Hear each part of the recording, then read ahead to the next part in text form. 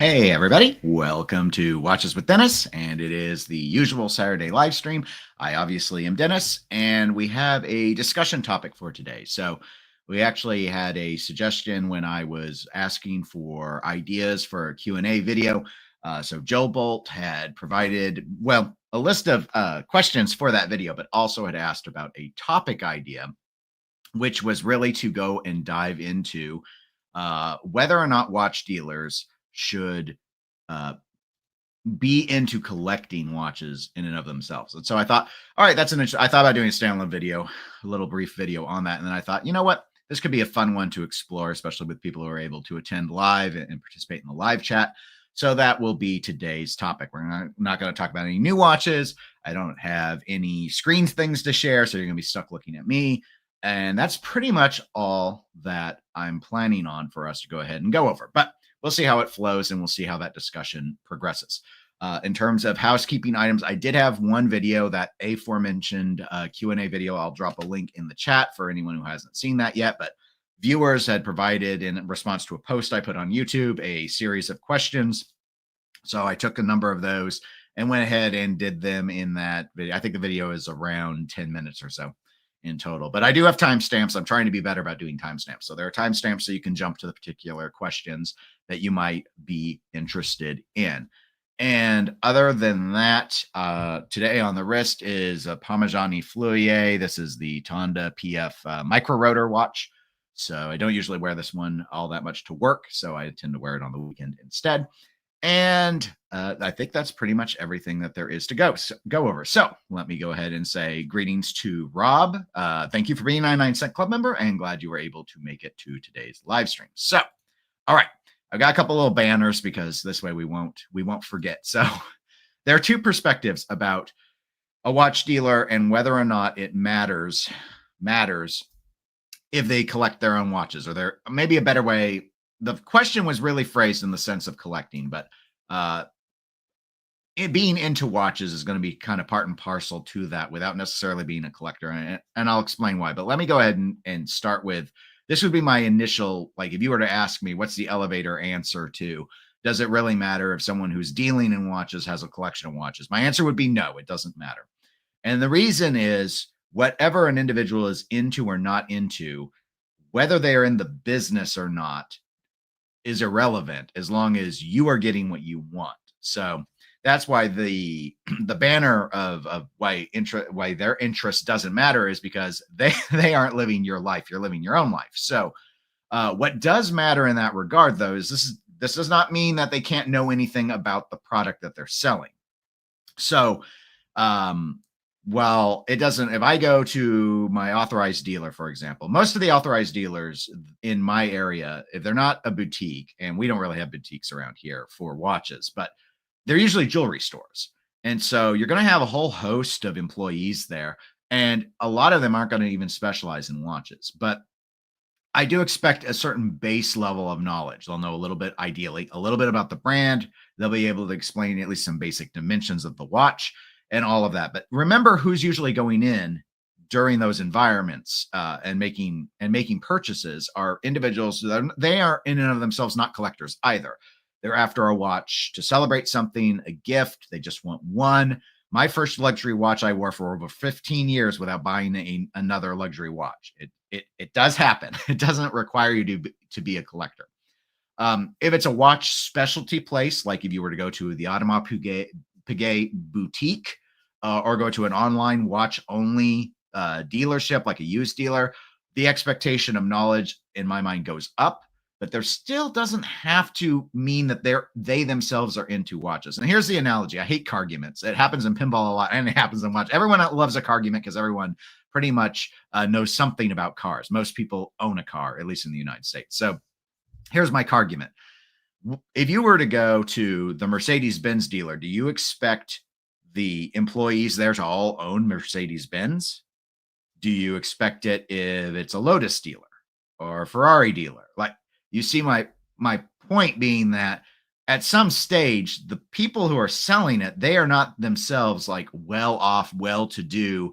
They are selling products they themselves cannot buy. I'm on the extreme end. So you can't expect them to be into the product the same way that the consumer would be. As in, like we have an auto dealership here in the Kansas City area called very bourgeoisie-esque Aristocrat Motors. They sell that high end, like they sell Jaguars, they sell the Mercedes, they sell those style of cars. So it's conceivable that the employees there may not be in the best position to buy those at MSRP and drive them around, because that's just the nature of a class-based society. So given that, let's extend that onto watches.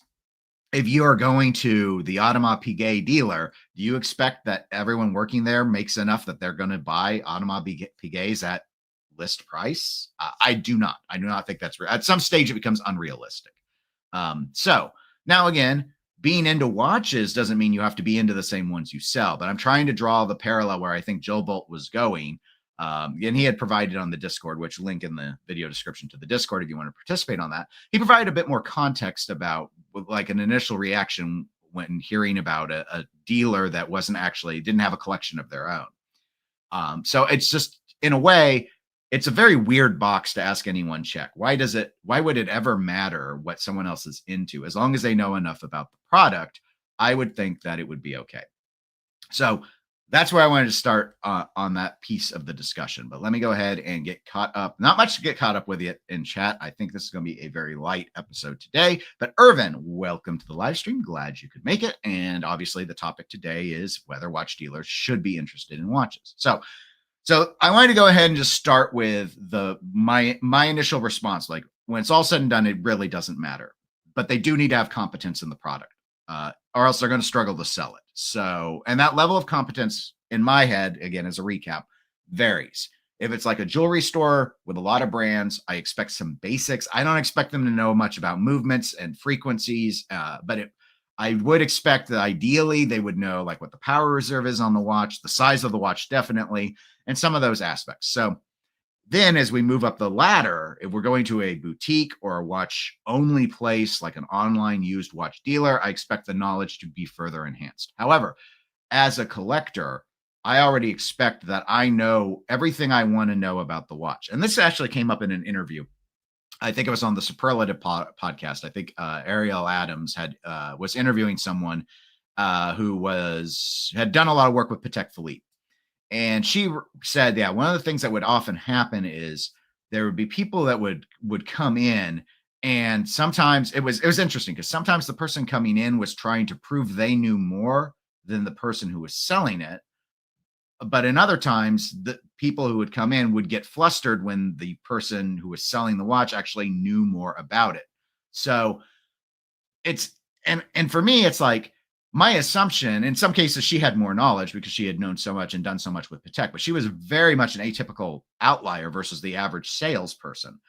To me, when I walk into an authorized dealer for Omega or whatever around here in Kansas City, I don't assume that they know more than me about the watches I'm interested in. In fact, I assume I know more than they do. Now, that assumption, I don't flaunt it because it's irrelevant in a way, but I'm not going to them for information, not that level of information. I don't expect them to know about the history of the brand and like how the Omega Seamaster 300 differs from the 300M historically, and how this 300M's current look, dates back to the Pierce Brosnan, James Bond of the 90s, and it had a completely different look before. Like, that is way too much expectation for someone who is working on commission and just trying to sling some watches.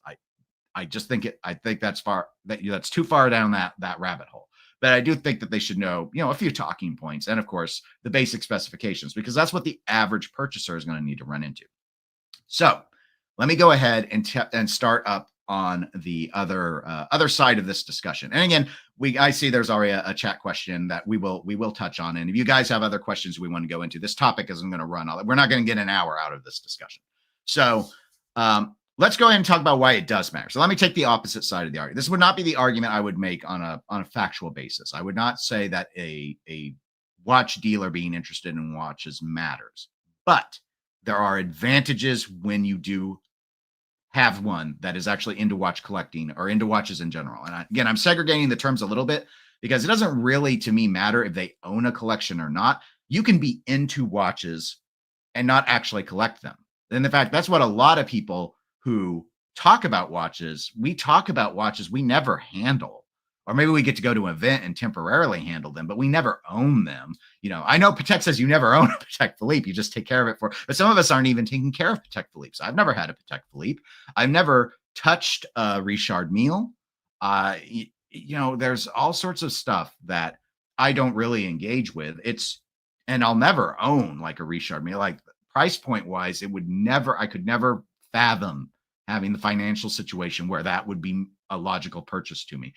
Granted, that one's a little biased because there's no RM that rises to the level that I would ever think it would command the money that they clearly command in the market. But I'm rambling a little bit. So bringing it back down to earth, them being into watches can mean a great deal in and of itself because it makes the interaction a lot better. And I think they have the best potential to actually have better sales. So like Federico from Del Rey Watch, who has Federico Talks Watches as a YouTube channel, one of the YouTube channels I like to watch a lot. He does a lot of Q&A videos, which I just think is really interesting because he's pretty transparent, it seems, about how he likes to run his business. What's so interesting, though, is he got started working in various authorized dealers, and he really is into watches. And I think his ability that he went and formed his own watch business shows how much he was really into watches. But I imagine, and from the way he has presented it, it sounds like he had a lot of success selling for these various brands because he would deep dive them. He would learn about them. He would be able to engage in conversation. And it wasn't just that he knew like Piaget, if he was dealing Piaget or Cartier. I know he used to deal Cartier, but like he could talk about FP Journe. Like he was into watches enough to do that. That can help on a sales front, but doesn't necessarily matter to the customer, like broadly to the market, it doesn't matter. But it might matter to you. It might help make you decide to go ahead and make a purchase with a particular person if they have that background. And I'll give you a case in point, real life example that I experienced. So I talked about authorized dealers like around here in Kansas City. When I've gone and we've had very pleasant discussions, but nothing what I would describe as deep, nothing like what we would talk about in a live stream like this. We're not getting intellectual about watches. We're not even really deep diving about particular aesthetic choices and such. It's really just more some very basic information. Sometimes they'll be able to share a little bit about like the production run, or like they might know that the brands quit making a particular model before I've learned that they have because they've informed the ADs or whatever. So there's those pieces. But when I was in Dallas earlier this year, back in March, I went to a couple of authorized dealers. Actually, I went to several boutiques and I went to a couple ADs. And one of the ADs I went to, which they dealt in a whole host of, they were like the big Omega dealer. That at least the one I found. But they had Chopard, and they had JLC, and they had Zenith. Anyway, one of the workers there, I actually interacted with a couple of them, but there was one person, he was behind the Zenith counter, at least when I encountered him, and he clearly was into watches. Everyone else was, super polite. Hey, here's this model. Hey, the new white dial Speedmaster had come out. So of course they said, no, we don't have those. I'm not into the Speedmaster, so I didn't ask when I could get him, but I heard him talking to other people. I mean, he was dropping a little bit. Anyway, I go over to the Zenith dealer, or the guy who was at the Zenith counter. He was really into watches. Like I was wearing a Zenith. I was wearing my Chronomaster original. He asked to see it. He would be able to go in about like, oh, well, there are these models that are available on the ladder bracelet, because I only knew about certain types of Zeniths that were on the ladder bracelet. And I hadn't really ever explored like looking at bracelet options. And so he's like, oh, we actually have those on some of the Defy models. Would you like to check one of those out? And then we started having a conversation about Moser, because I asked if there was a Moser dealer in the area, and he said no. And he was able to tell me some of the stuff, though, that was at the Vacheron boutique, and we're not anywhere near the Vacheron boutique. So my point is, while I didn't buy anything because I didn't go in there with the intent to buy, if I wanted to buy from anyone I had interacted with that day, it would have been him, because we actually had a fun conversation about watches. And that's where the dealer interest does matter. It makes the experience a lot more fun. It's the same reason I assume some of you tune into a channel like this. As my hope is not that you're learning anything. I have no expectations that I'm bringing anything to the table that you wouldn't already have found out somewhere else. But the hope is that it's getting you to think about watches in a way that you find enjoyable. And it's the same reason I do what I do in pinball. I don't play pinball nearly as much as I talk about pinball. And the reason is I think those conversations can be really enjoyable, even if I'm getting an opinion from someone like one of my co-hosts that I strongly disagree with. The interaction is the enjoyable part. So in all of that setting, that is where it has the most value. Is it makes it a much more personal experience, and you feel like you actually enjoyed your trip. I don't like shopping. Maybe that's one of the things where I pull that out. I hate going to the store. I don't like shopping for groceries. I don't really like shopping for watches, quite frankly. And I buy almost all of mine online for a reason. So I want, when I'm ready to make the deal, I'm done talking. It's time to get the price set, and we trade, and the funds are exchanged, and the watch comes in, and the transaction is done. So in that aspect, I'm a very transactional sort of person. But when someone has knowledge of something, even when I bought watches like through the 1916 company, I've generally had a 3-minute conversation, at least with whichever sales rep I'm talking to, about watches in general. Sometimes they've actually looked into me and they know about what it's like. One of them had seen something about this channel, for example, and knew a little bit about some of the watches I'm into. Or I've asked for an opinion on something like, hey, like when I was buying this Parmigiani, I asked, or I mentioned to, I got this one through a European watch company. I think it was with one of their sales reps. I had mentioned that I was, or maybe it was someone else, but someone, I was talking about these watches. And I was talking about how I was sort of torn between that and the Chopek Antarctique. And like, I liked a lot of the dial configuration of the Chopek. I liked the movement finishing of the Chopek a bit more than the movement finishing on the Parmigianis, because the Parmigianis is a very traditional finishing. I already have watches like that, but I didn't like that the Chopeks were over 10 millimeters thick. And one of them was like, well, in my opinion, the Parmigiani would be the better gift. And these dealers had both watches. It wasn't like, and they sell for about the same amount of money. So it was kind of like a coin toss in terms of like, they weren't going to make more commission with the Parmigiani over the Chopek, but they had an opinion, and having an opinion is helpful. Even if it was different than mine, I just want to hear a different perspective. So that's where I think it can matter with watch dealers. So I see the chat's had some posts, so we're just going to start. We're just do this as a live Q&A. So go ahead. I thank you, Joe Bolt. Incidentally, I don't know if he's watching live, but if he watches the recording, thank you for submitting the topic. That's the title of this live stream video, and we'll go ahead and we'll just tackle stuff that those of you in the chat want to talk about. So throw out ideas if you want. I'm gonna cheat and take a drink of my Coke, and then I will start answering some of these things that have popped up in the live chat. I try and get by without drinking. I just can't do it. All right. Let's see. I always see this. Yes, Al Prazalam.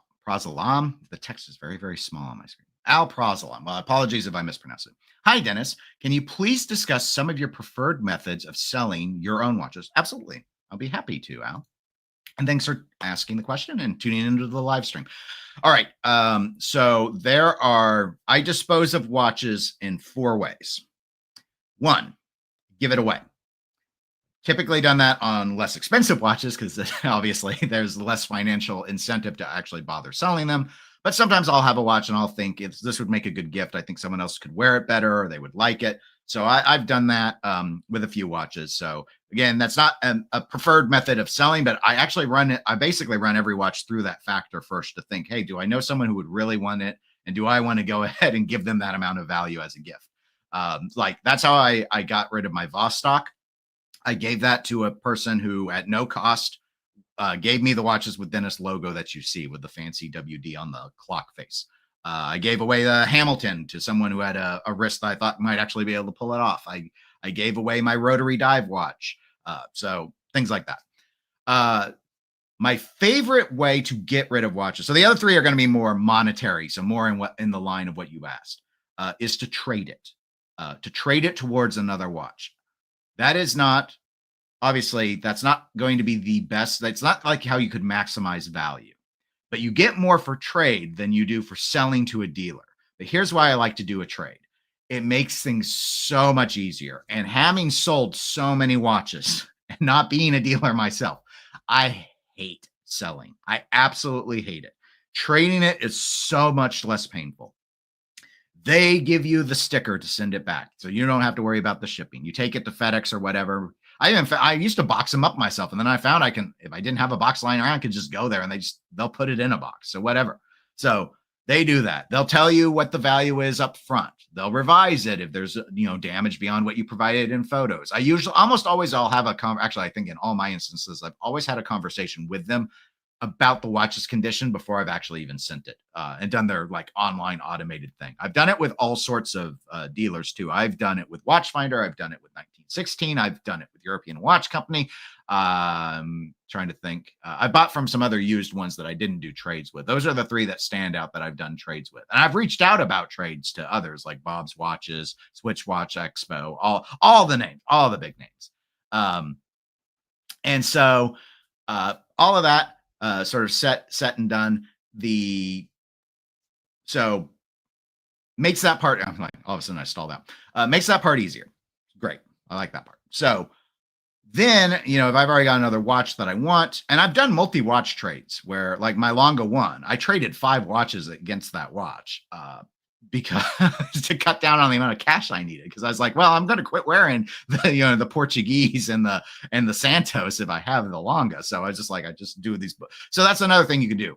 A lot of times, like with that Longa trade, I was going to do a sale at first, and I had the watches listed for weeks, and they don't go quickly unless you've got something, you know, like a Rolex or something. Some of these watches sit, and I like dress watches. They sit the worst. Sports watches I've gotten rid of go quicker. But generally speaking, it's the dress watches that I struggle the most with. So a trade just solves so many of the headaches. But there's a catch. You have to want something else that you're bringing in instead of wanting cash. So that aspect. All right. So the rest of Al's question. All right. So my preferred methods of selling otherwise. I've seen some people sell through forums. I've never done it. I always want some level of protection. How good those protections are, I've seen plenty of people tear into. So Chrono24 and eBay are the 2 ways I have actually sold everything. I've never, with one exception, there was someone I privately sold to one time, which is great because I got to keep the commission that the eBay or whatever would take in fees, except it was someone who watches this channel, and I just reduced the amount by the fee amount because I still had my target money amount I was planning to get. So I just reduced the price out and I sold it to him direct. And I did that. But that was someone I actually already knew from pinball and also watches the channel. And so I felt comfortable doing that exchange. And that was just they Venmo'd me they had to put in all the trust. They Venmo'd me the cash. When I got the money, I sent them the watch, and they got the watch, and the problem was solved. So they felt they could trust me enough to do that. But that's not my typical approach. Chrono24 for a non-dealer is much cheaper to sell on than eBay. And it's also much slower, especially with a name brand watch, because eBay gets a lot more eyeballs. So for those of you who've never sold before, as of a few months ago, my last watch I sold, I think, was in October. eBay's fees are 15% on watches. They start to go down once you start getting up past a few $1,000s, but they start at 15%. So that first portion is it's feed at 15%. Chrono24 is like 6 or 6.5%. So I usually list my watches on Chrono24. And if they are really, really struggling and I want to get rid of them relatively quickly, I'll list on eBay. So, for example, I sold my Tissot PRX. I had a quartz one. I sold that on eBay. Went really, really quickly. I had it listed on Chrono24 for a little bit, and I just wanted it. I didn't need the money because it wasn't a very valuable watch, but I needed it gone. I wanted it out of my hair. But on this last round, like this year, I sold 5 watches. Other than the one that I sold to the individual, I sold them all on Chrono24. But some of them sat for 2.5 months. So it's just a slower process. But the fees weren't as bad. I like Chrono24 more than eBay also because I think the protections are better. There's an escrow account system that they do. So the buyer has to send the money into an escrow account. So they don't control it anymore. And it's not like a PayPal thing. And then you send the watch, you put in the relevant shipping information. You must ship to the address that they've listed on Chrono24. And in theory, your buyer protections are applied as long as you shipped it to that place. Obviously, the tracking system, you must use tracking. So Chrono24 knows when they got the watch. And then they have a window to say that it was good. And if they don't say anything after like 7 business days or something, it automatically transfers you the escrow amount. So I have sold most of the sale watches on Chrono24. I have never had a bad experience, knock on wood, so far. Every single one of them, they've gotten the watch. The watch hasn't been damaged. I've had some instances with using the U.S. Postal Service where the watch took longer to get there than what all the estimates said, but it's always worked out. And I've always gotten the money out of the escrow. They take the fees, you get a little certificate. And then I think in January, I should get a tax form, because even though I lost money on every sale, they don't know that. So they'll give you a little form. I think if you sell more than $600 in the US, and then you have to put it on your taxes. So remember about that. eBay, I think, does the same thing. So those are the ways I sell.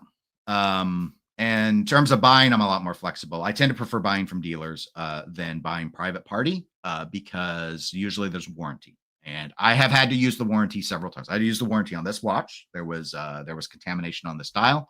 I had to use the warranty on my Longa 1. It was not running remotely within reasonable specification. It was gaining like a minute and a half a day. So it's come in very, very nicely. So anyway, thank you, Al, for the question. And I see you've noted alprazolam. Alprazolam is Xanax. Okay. Well, I want to say, I think I should know that, but I work in public health, and we don't mental health is split in a different setting, and I don't prescribe the drugs. So I learn something new almost every day. Irvin says in the chat, they are dealers. They don't have to be watch lovers, but they have to know the product. Fundamentally, that is my stance. Absolutely, Irvin. If you want to move product, you got to know it. The more specialized you are, though, the more I think you got to know. So like if I'm calling 1916 Company about a watch, I expect them to know way more than the lady I work with at the Tivol jewelry store that sells Rolex here in Kansas City. And she knows some Rolex stuff, but I don't expect her to like go into the history and like tell me when the Submariner launched and stuff. But with 1916, for example, I would expect a little bit more. Not Tim Masso levels. Tim Masso is an exception to anything. I'm only impressed by certain things. So like I have zero interest in the ability to rattle off reference numbers. I know it's super common with Rolex and Patek. When people tell me, some of you guys use reference numbers on like Pateks in the chat, I have no idea what you're talking about. I don't know other than 5711, I don't know a single Patek reference number. And I only know 5711 because y'all shove it down my throat. That's the only reason I know.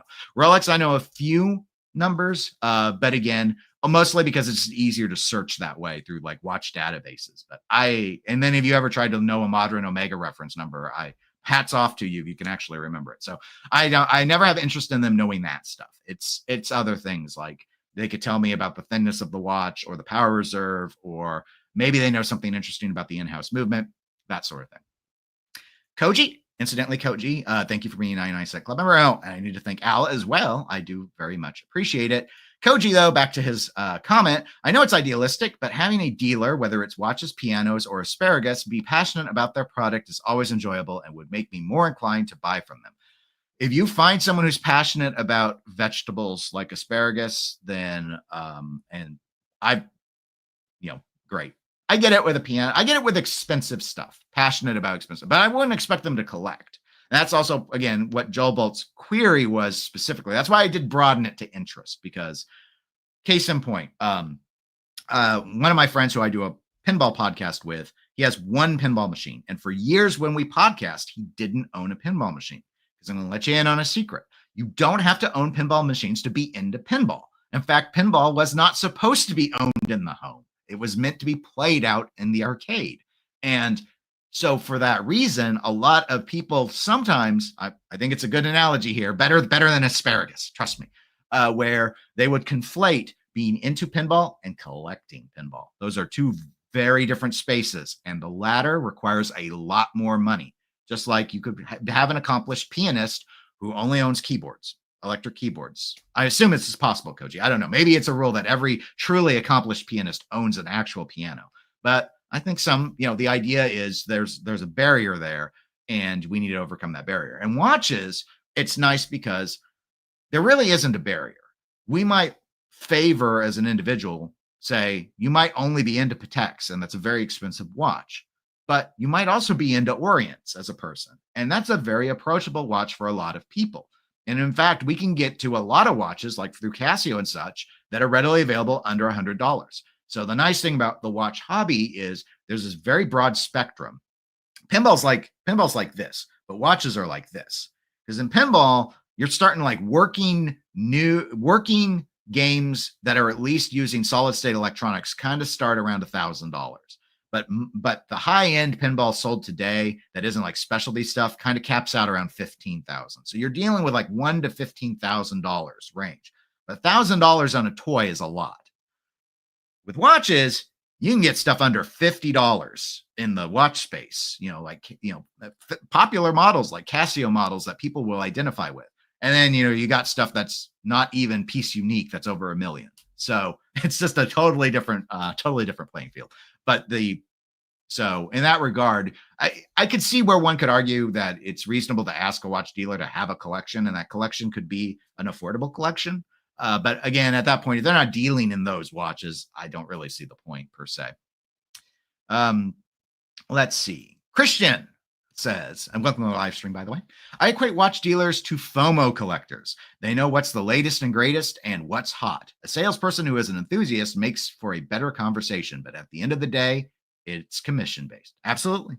And so that's where I think when you take people like Federico, how he was able to be successful before he owned his own brand, and even while he owns Del Rey watch, I think really relies on the fact that because he was into watches, he could make that connection. And as I told him earlier in the stream story about when I went to the, one of the ADs in Dallas, and one of the salesmen there knew about watches that weren't in that store. It was a fun conversation. And I thought, gosh, it sure would have been nice, as I almost felt like wanting to reward the fact that I had a good conversation with a purchase. They didn't have anything I wanted, or anything I wanted that I was willing to pay an AD price for. So that's another thing. But we all have different perspectives, and some people will want to buy that. They want that AD experience. They want the glass of champagne. They want them to be schmoozed. They don't want any scratches on the watch already, or it to have ever been polished, or all sorts of reasons that they might go that route. And there have been plenty of watches where I'll take a watch with a few scratches, and then I'll look at some private sale ones, and it's like I could save an extra $1,000 if I'd be willing to get the clasp completely torn up. And I'm just like, no, I don't want them. I'll pay more. I don't want to go that far. Trap Vision says, what's good? Well, everything so far. We're having a fun little discussion. At least I'm hoping it's fun. Welcome to the live stream, though. Glad you could make it. And Riskful Ignorance, glad you could be here as well. Trap Vision says, I need to get rid of a few pieces myself to make room for a Certina DS model. Certina is a brand that I have not owned. And I have looked at a few of them because I thought, you know what? It's a brand I haven't yet experienced. I've been looking harder at Mito than I have been at Certina. But Certina is one of those brands that I think it doesn't get initially thought about when you take that first breath, and then you start talking about, even if you go into watch styles or sports watch styles that they are known for, they're not what I call a first breath brand. And sometimes those non-first breath brands are the most interesting ones to explore because not everyone and their dogs already had it and talked about it. But I know some people are really into Certina quite a bit. All right. So let's see here. Al says, thanks so much for the response, Dennis. Very informative and helpful. I find number one, giving it away the most personally rewarding and obviously the easiest. That is if I can afford to forsake the cash. I was very tempted. I did consider giving. I know. So I have a friend in. Hopefully they're not watching. I have a friend in Canada who I knew would like the Omega Seamaster 300M I had, but I might have even done it had I not had to deal with customs. So I'll share that story briefly. I've only ever sold one watch overseas. It was that Tissot PRX I sold on eBay, and this is where eBay has too many options. So I didn't want to ship it outside of the US, but I didn't set the right options or whatever. And I had someone reach out and they're like, hey, I really want to buy this watch, but I'm in Canada. And me, never having sold overseas before, was like, oh, Canada, that's pretty close. I've been there before. Let's go ahead and do it. So the only thing I knew is I had to up the shipping, that the shipping was going to be like at least $50 because it was going to go over the border. So I was like, well, the shipping's going to have to be higher. And he's like, well, I'd have to drop the purchase price a bit. I'm like, well, could you, I offered a certain amount, and he was like, no, I could do that. And I was like, okay. So we got the deal set really quick. So I got it all boxed up, got my little Canada address there listed, I MapQuested it, or sorry, no one uses MapQuest anymore. Googled it, and I was like, okay, this is a real address. It's going to his home. Got it all set. Got it in my little box. I go to the post office, go up there, and then they're like, where's your customs form? And I'm like, what customs form? And they're like, oh, well, you got to fill out a customs form. And I didn't even think about it because the watch wasn't worth $800. And importing in the US, you don't have to deal with you don't have to pay customs for products that are under $800 in the watch space. I think in any space. But it wasn't about a fee. They just needed paperwork. So they gave me a little form. There was a huge line. So I was pissed now. So there's a huge line. They gave me a little carbon form fill out thing that they had. And because I didn't see that when I looked up shipping to Canada online. I'm sure it was there somewhere on the site, but I didn't see it. So I had to fill out all this paperwork. And, they're asking about, well, is this, it's a battery powered watch where we can't ship lithium. I'm like, it's not lithium. I wasn't positive that wasn't lithium. I was pretty sure it was a silver oxide standard button battery, but I was like, I didn't open it up and look. I checked while I was there on the phone. It's like, no, it's not lithium. It's a regular button battery, not alkaline, but some other. And they're like, okay, it's just as long as it's not lithium. So I had to do all of that. And it was a pain. And so I told myself I would never do that again.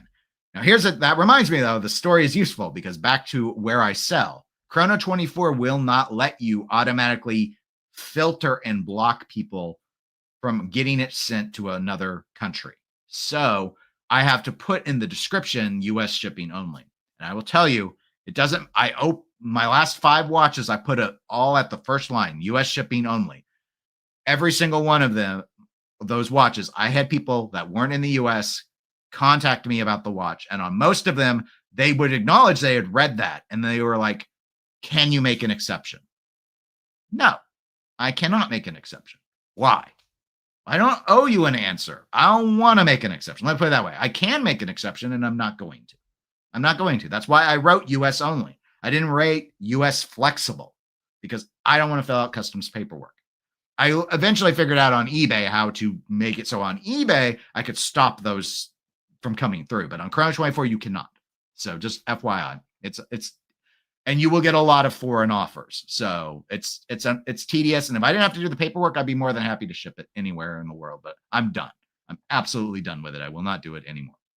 So Rispellinger says, asparagus. That's hilarious. Look, Koji goes where the Koji goes. And that's just what he did.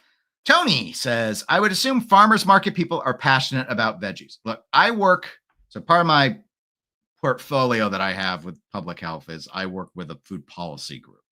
And the staffer who directly does all of the stuff with that group is very passionate about vegetables and healthy food and sustainability and all of the good things. But after a while, I'm absolutely tired of talking about broccoli. I am done. I'm done.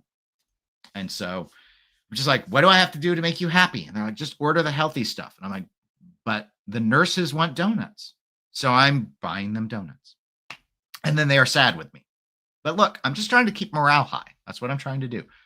So that farmer's market passion might exist in the dark shadows of the farmer's market, but in the corridors of working America, they want donuts. I'm just saying, that's what they want. So, Underachieving Watch Collector does claim to be an asparagus enthusiast. I am not an asparagus enthusiast. That might be partly why I was so dismissive of Koji's claim, because I'm just not into asparagus. Foxhouse Guitars Los Angeles says, good morning. Well, good morning to you as well, especially if you are indeed in Los Angeles. It is relatively early for you out there. I'm getting close to lunchtime myself. Al says, eBay has a feature to be a worldwide seller. Shipping costs are to eBay's hub in Chicago. You don't have to worry about the added costs like duties. I have read something about that. I completely forgot. I eventually figured out how to default my settings so that, like, if you didn't list your shipping location in the US, you weren't allowed to bid or buy it now or whatever. And that's kind of how I did it. Because I did wonder on the higher dollar stuff, because they have that whole watch exchange program where, like, the watches, I forget the amount. What's the, you can pay to have it done with their authenticators, but there's an automatic threshold. I can't remember the level. I haven't sold anything on eBay that was that high, so it wouldn't trigger. But it was just one of those things. So, and Foxhouse says, I shipped one watch to Europe, filled out the customs paperwork, all wrong, still arrived. So I'm assuming the rest of the statement is, no, I think I did my Canadian paperwork I had all the relevant information, really. Again, because the watch was low value. It wasn't a real big deal in terms of what I needed to note or anything. But it was just like one more. It's like one more thing, and I'm already, guys, I'm already tired. I already took 30 photos of the watch and only put 10 online. And then people want other close-ups, which is fine. Here's another thing. Here's another interesting thing. Those of you selling watches, maybe you've experienced this if you've sold a lot. The less expensive the watch I'm selling, the more demanding I've had people be in terms of what they want. Like, I think of my latest set of watches I sold this year, my Orient Cano, I had more people asking more particular questions. And I'm like selling this watch for like $100. What? Who cares? I should have given that one away. I'm just like, who cares at this point? They're like asking me about extra links on the bracelet and, trying to ensure the lug width, which they could have checked online. I'm like, the lug width is fine. That's fine. It should have defaulted in the information. So I understood that. But they're like asking for extra photos of the dial. And I'm just like, it's an Orient. And we're not talking an Orient Star. It's like a regular Orient. It's not an expensive watch. Whereas I think with the Seamaster 300M, other than asking about the price, I don't think I got anyone asking me for any additional stuff. That one was a little tricky. Actually, in one regard, I had like 2 sales fall through because they would make an offer and I would accept it. I don't think the people expected that I was willing to go to whatever. I already had it listed lower than everyone else because I just wanted it gone. And so I accepted someone's offer, and then they were asking me about the insurance card or the warranty card. I'm like, it's listed as not having papers. Originally, it did. I had to fix that listing because I had paperwork. That was a Joma Shop buy, though. So I did not, in Chrono 24 speak, papers explicitly means the international warranty or whatever version of the warranty you've got. So I had the manuals. I had I had the Metis certification certificate. I had all of that. But because it was a gray market purchase, I didn't have a warranty from Omega. So I had to revise that. But I still had people asking me about the paperwork and stuff. It was very, very, very weird. And I think it was just people didn't want to actually buy the watch. They were tire kicking and they didn't expect the offer to be made. But I think I had that happen twice with that model. Some of my other stuff I actually did have the warranties on, so they couldn't do it in that instance. But this is the weird thing. Selling watches is not fun. I absolutely hate it. It's not as painful as selling pinball machines, which also get you tire kickers, but they come to your house and kick the tires and then they leave. and it's a huge pain because you have to help them load it almost every time and stuff. And they're heavy. The lightest pinball machines are generally at least 250 pounds. So just one of those things.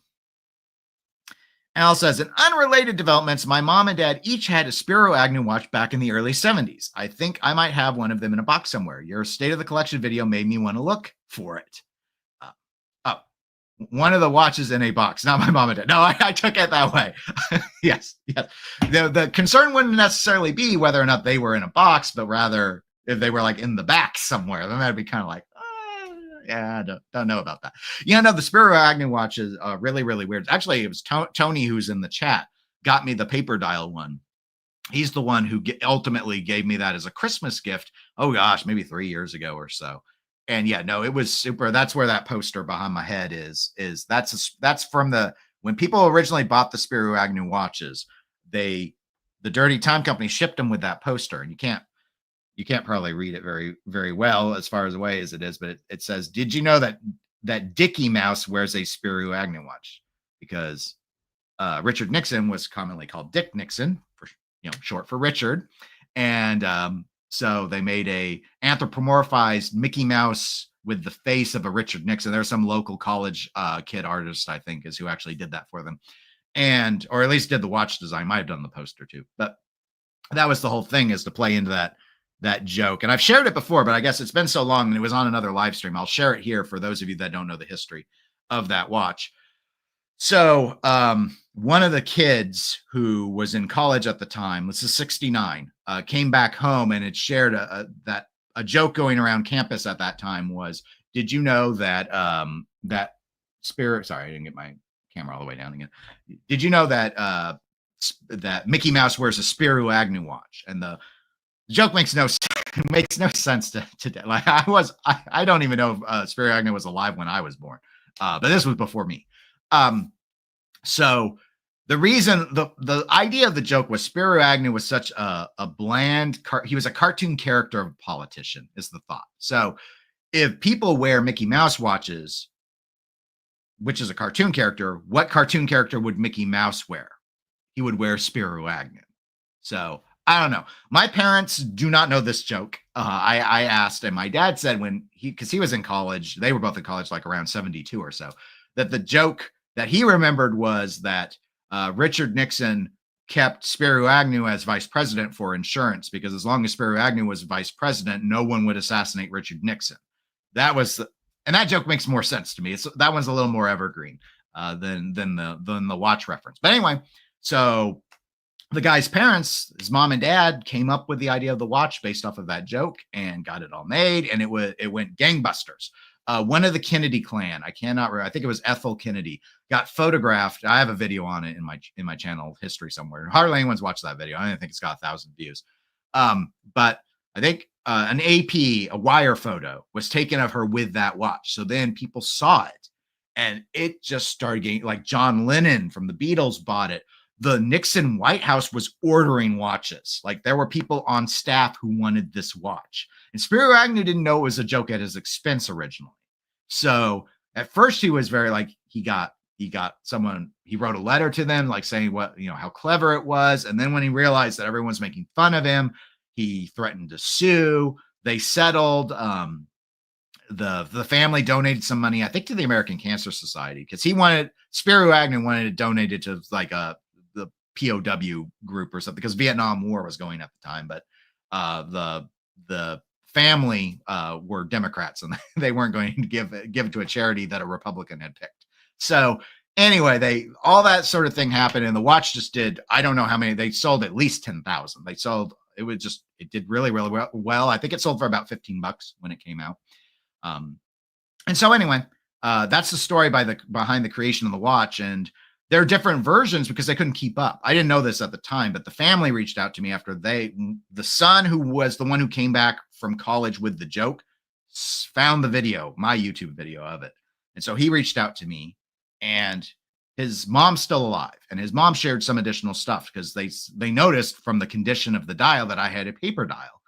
They weren't supposed to be paper dials. They did enamel dials, but demand was so high they had to turn to other manufacturers to create the dials, and they eventually turned to paper ones because they couldn't keep up. They couldn't keep up otherwise. Some of them are branded DTC instead of Dirty Time Company. That's because the DTC ones were sold in a department store on the West Coast. I forget the name of it because I'm not from the West Coast, but I have it. I still have the email saved because I thought about writing an article about it, because she was able to give me so much more information about why certain decisions were made.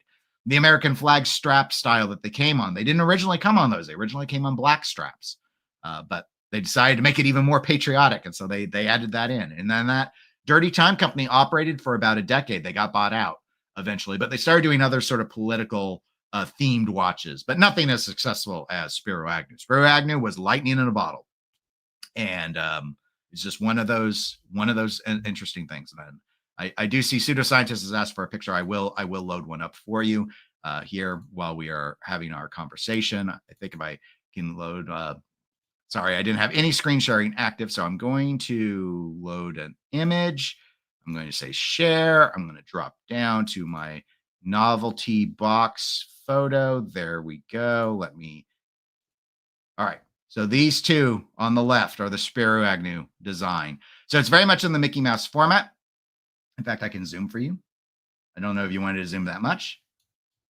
There you go. So you've got the hands. He's in this almost Mickey Mousey outfit with like the buttons, but they got stars. It's all stars and stripes. It's all super patriotic. And so he's got the little hands. This uses a pin lever escapement movement, kind of like what Timex used. More serviceable than that, but a disposable movement. This was, again, because 69, this came out before quartz was affordable.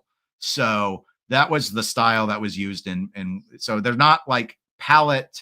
The pallet doesn't have jewels on it. It's metal on metal. So these things really wear out. So this one is the paper one, obviously. That's why it looks so dirty. It's just from age and the oils and whatever. That's how it kind of deteriorated. And this is an enamel one. So the family was going to send me an enamel dial, and then they found a new old stock. They found a couple of them, and they sent me one because as they had indicated, my video had been the most accurate retelling of their story that they had seen over the years. And they also, when they sent me the watch, the mom who co-invented the watch went and found that poster in her attic and sent it to me as well. So that's how I got it. So in terms of, it's a fascinating thing because I remember Tony was surprised because I tried to fix that paper watch myself. It wasn't running.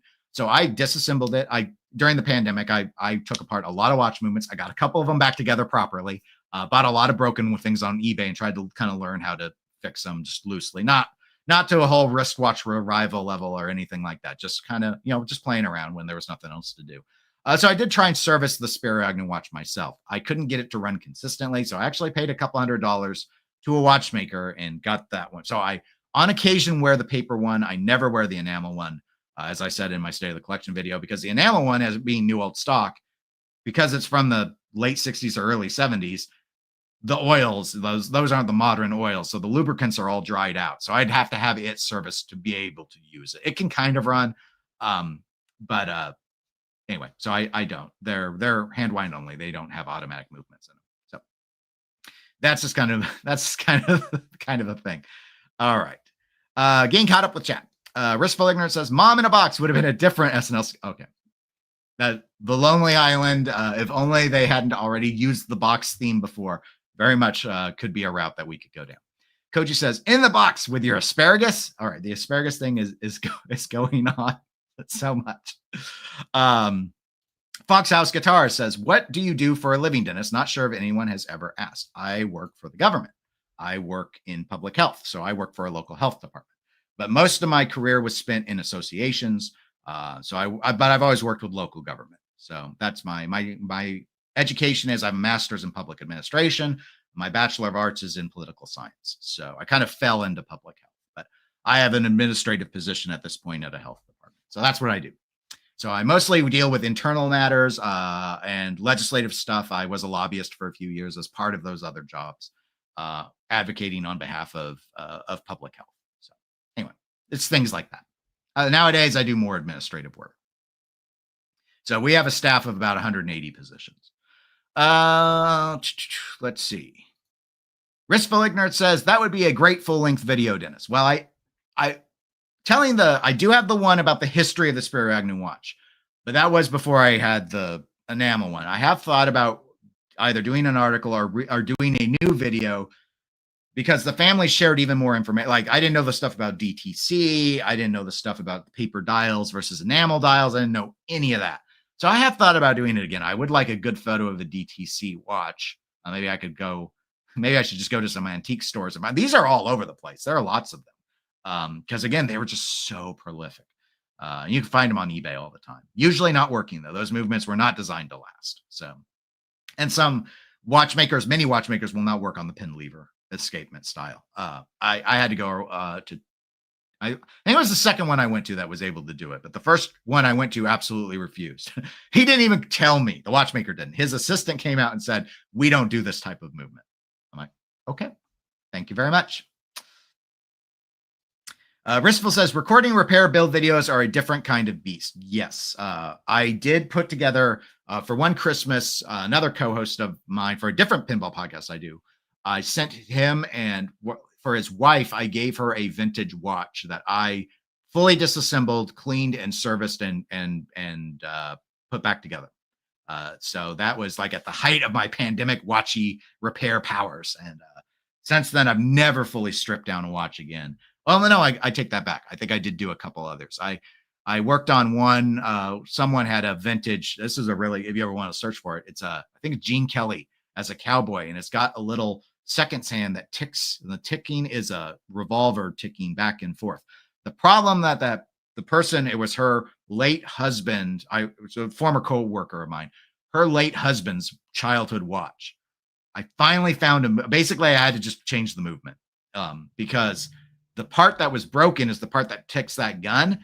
That movement is not common. That was not that because again, it wasn't a seconds hand that literally revolves around anywhere. It was this one that was modified to only oscillate back and forth.